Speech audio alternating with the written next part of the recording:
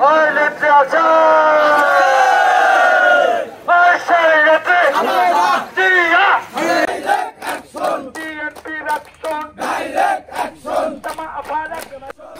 নগরকান্দায় বিএনপির দুই গ্রুপের সংঘর্ষে এক কর্মী নিহতের ঘটনায় সাময়িক পদ স্থগিত বিএনপির কেন্দ্রীয় সাংগঠনিক সম্পাদক শামা আবেদ ইসলাম রিঙ্কুর বিরুদ্ধে দায়েরকৃত হত্যা মামলা প্রত্যাহারের দাবিতে বিক্ষোভ মিছিল ও প্রতিবাদ সমাবেশ করেছে ফরিদপুরের সালথার মাঝারদি ইউনিয়ন বিএনপি।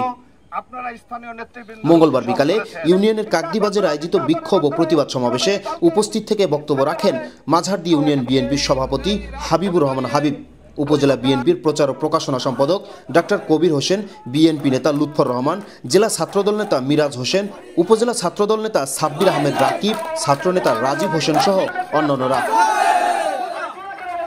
আমার অজানা ভয়ঙ্কর মহাসেনানী, তোমায় আমি দেখি নাই, কিন্তু তোমার আদেশ আমি শুনিয়াছি। তোমার ঐতিহাসিক 1971 সালে 27শে মার্চ চট্টগ্রামের কালুর ঘাটের জমর বাণী দুর্যোগ নিনাদের ভার দিয়েছিলে, সেই ভার আমি আজ মাথা পেতে নিয়েছি।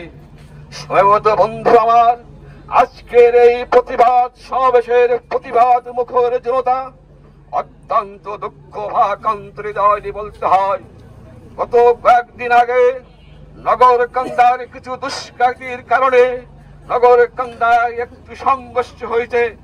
সেই সংঘর্ষে আমার নেত্রী শামা আবেদ রিঙ্কু নগরকান্দা এবং ফরিদপুরেও ছিলেন না, তাকে মিথ্যে মামলায় ষড়যন্ত্র করে জানানো হয়েছে।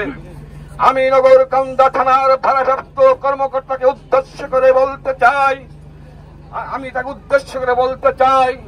আপনি তদন্ত করে মামলা রুজু করা উচিত ছিল। আমার মনে হয় এই নগরকান্দা থানার ভারপ্রাপ্ত কর্মকর্তার মধ্যেই আওয়ামী লীগের পেটাত্তা লুকাই রয়েছে। তাই আপনাকে এই রাজপথে দাঁড়িয়ে পরিষ্কার ভাষায় দীপ্ত কণ্ঠে ঘোষণা করছি, 24 ঘন্টার মধ্যে যদি শামা আবেদ রিঙ্কুর মামলা প্রত্যাহার করা হয়, তাহলে আমরা বৃহত্তর কর্মসূচি ঘোষণা করিব। অনতি বিলম্বে আমার নেত্রী শামা আবেদ রিঙ্কুর এই মিথ্যা মামলা প্রত্যাহার করা হোক, না হয় তা না হলে আপনি দেখেছেন 5ই আগস্ট ঢাকার রাজপথে ছাত্র জনতার যে উত্তাল তরঙ্গ, আপনার ইচ্ছে থাকে এই মামলা প্রত্যাহার না করা পর্যন্ত সালতা নগরকান্দায় এই ছাত্র জনতার উত্তাল তরঙ্গ খেপে উঠবে। সেই উত্তাল তরঙ্গ যদি আপনার সামালতে হয়, আমার মনে হয় সেই উত্তাল তরঙ্গ আপনি সামালতে পারবেন না। সুতরাং অনতি বিলম্বে আপনার কাছে সবিনয়ে কাতর হয়ে অনুরোধ করছি, শামা আবেদের বিরুদ্ধে যে মিথ্যা মামলা রুজু করা হয়েছে তা প্রত্যাহার করা হোক।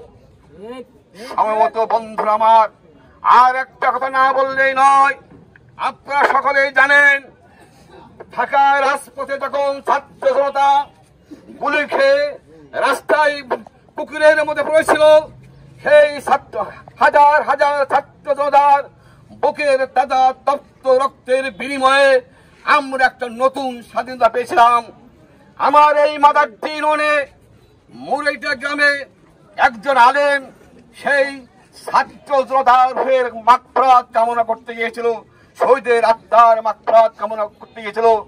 সেই হুজুরকে নির্মম ভাবে পেটানো হয়েছে, তাকে মসজিদ থেকে বের করে দেওয়া হয়েছে। বন্ধু আমার, এর পরিপ্রেক্ষিতে আলেমী সমাজ সালতা থানায় 2টি অভিযোগ দিয়েছে। অত্যন্ত দুঃখের সাথে বলতে হয়, আজ পর্যন্ত সেই সন্ত্রাসীকে গ্রেফতার করা হয় নাই। আমি জানি না কিসের কারণে এই ভারপ্রাপ্ত কর্মকর্তা সাহেব তাকে গ্রেফতার করে না। আমি বাংলাদেশের বৈষম্যবিরোধী ছাত্র আন্দোলনের নেতৃবৃন্দকে উদ্দেশ্য করে বলতে চাই, একজন শহীদের রক্তের বিনিময়ে আমরা যে স্বাধীনতা পেয়েছি, একজন ছাত্র শহীদের আত্মার মাগফিরাত কামনা করতে গিয়ে যদি একজন আলেমকে মায়ের খেতে হয়, তাকে মসজিদ থেকে বের করে দেওয়া হয়, তাহলে আমি বৈষম্যবিরোধী ছাত্র আন্দোলনের নেতৃবৃন্দের কাছে প্রশ্ন রেখে গেলাম, কি কারণে সেদিন আমার আলেম সমাজকে মসজিদ থেকে বের করে দেওয়া হয়েছিল ওই মুরাইটার কুলাঙ্গার, কুখ্যাত কুলাঙ্গার, বিদ্রোহীন তার সন্তান নাজমুল। তাই আমি বৈশ্যবাদী ছাত্র নেতৃবৃন্দের কাছে এই মিডিয়া ভাইদের মারফতে জানাতে চাই, অনতি বিলম্বে সেই সন্ত্রাসীকে গ্রেফতার করা হোক। তা না হলে আমার সন্তান, আমার ভাই বুকেতে তাদের রক্ত দিয়েছে, তাদের রক্তের সাথে বেইমানি করা হবে। আজও বাংলার মাটিতে হাঁটতে চায়, বুক ফুলে হাঁটি বেড়ায়, এটা খুব দুঃখজনক। তাই আমি আবার বললাম, আমার নেতৃবৃন্দের কাছে প্রস্তুত রেখে গেলাম, ওই কুলাঙ্গার কিভাবে আজও সালতার মাটিতে হেরে বেড়ায় এটা আমার জানার বুদ্ধগম্য নহে। তাই বন্ধু আমার, আমি আমার বক্তব্য দীর্ঘায়িত করব না।